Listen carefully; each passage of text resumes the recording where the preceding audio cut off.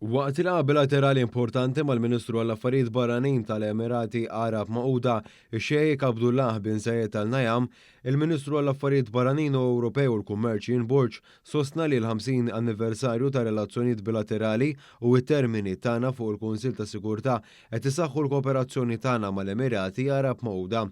Fis-qarrija ġie spjegat kif il-Ministri diskutew ukoll il-ħidma konġunta li qed isir fuq bażi multilaterali fil-Kunsill tas-Sigurtà tan-Nazzjonijiet Magħquda u faħru lil xulxin fuq il-modi kif iż-żewġ pajjiżi mexxew it-terminu tal-Presidenza tagħhom.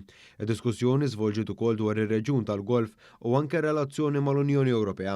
Iż-żewġ Ministri rimarkaw ukoll il-fatt kif l-interess għall-kummerċ tkompli jiżdied dan anke fid-dawl tal-ftehim li sar bejn il-kmamar tal-kummerċ taż-żewġ pajjiżi.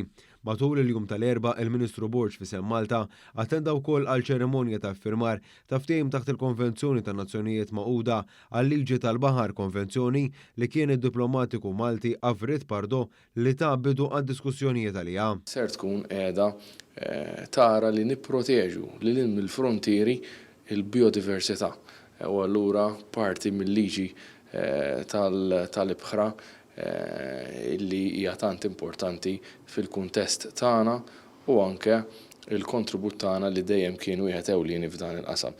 Leġiżlazzjoni li ġiet maqbula wara 20 sena u jiena affirmajt f'isem pajjiżna dan l-impenn issa tagħna wkoll. Il-Ministru attenda wkoll għal pranzu tal-Ministri għall-Affarijiet Barranin fir-Reġjun ta' Transatlantiku organizzata mis-Segretarju tal-Istat Amerikan Anthony Blinken fejn kompla jinstema l-bżonn ta' sinerġija ekonomika u soċjali bejn l-Amerika u l-Ewropa. Dan fil-waqt li akkumpanja wkoll il-Prim Ministru Robert Abela waqt sessjoni tal-Kunsill ta' Sigurtà tan-Nazzjonijiet Magħquda li trattat il-paċi u s-sigurtà fl-Ukrajna.